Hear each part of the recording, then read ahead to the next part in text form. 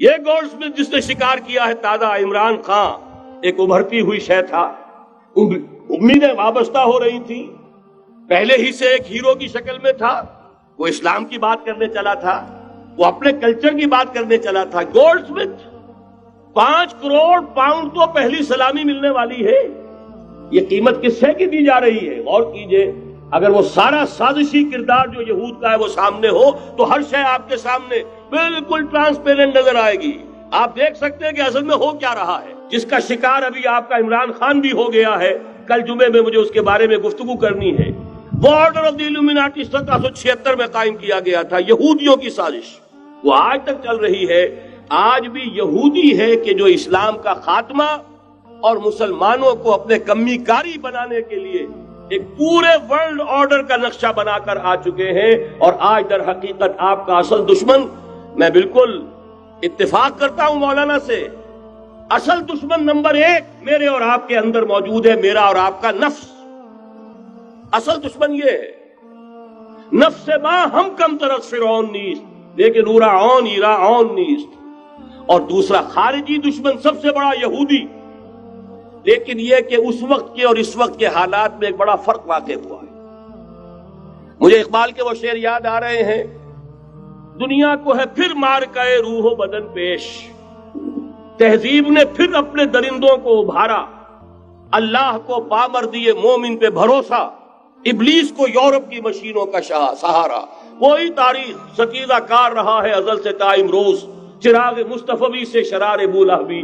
تو دنیا کو ہے پھر مارکہ روح و بدن پیش، تہذیب نے پھر اپنے درندوں کو ابھارا، اللہ کو پامر دیے مومن پہ بھروسہ، ابلیس کو یورپ کی مشینوں کا سہارا۔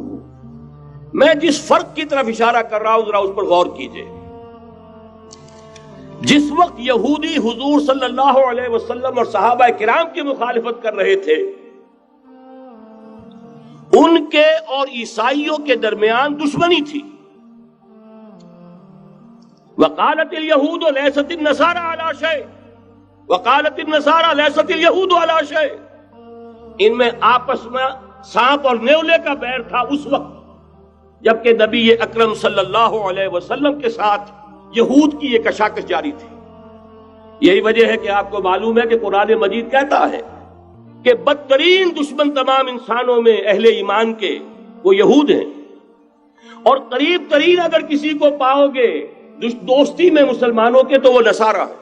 سورہ مائدہ کی آیت ہے، وَلَتَجِدَنَّ أَشَدَّ النَّاسِ عَدَاوَةً لِلَّذِينَ آمَنُوا الْيَهُودَ وَلَتَجِدَنَّ أَقْرَبَهُمْ لِلَّذِينَ آمَنُوا مَوَدَّةً لِلَّذِينَ آمَنُوا الَّذِينَ قَالُوا إِنَّا نَصَارَى۔ اس وقت صورتحال یہ تھی۔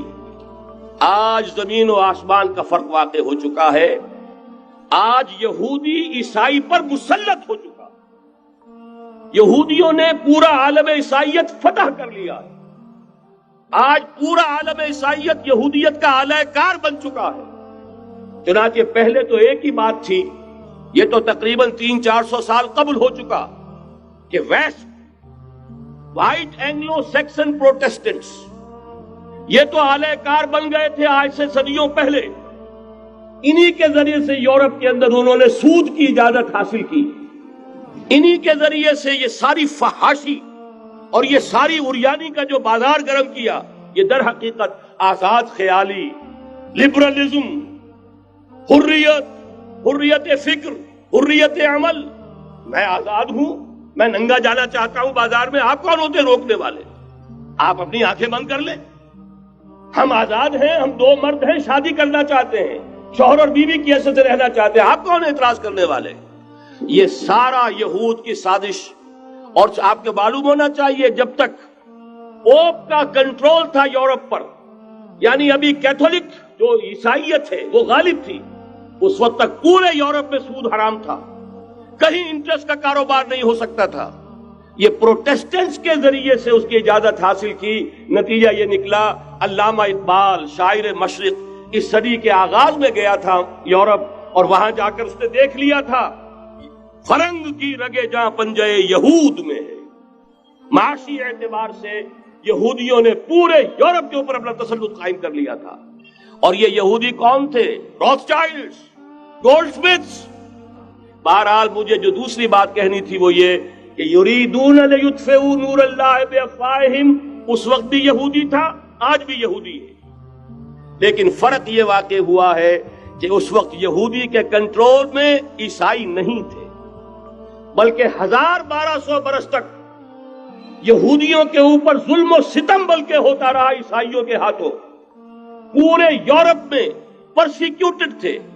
انہیں اگر کہیں سہارا ملا مسلمانوں کے ذریعے سے اسپین میں ملا ہے۔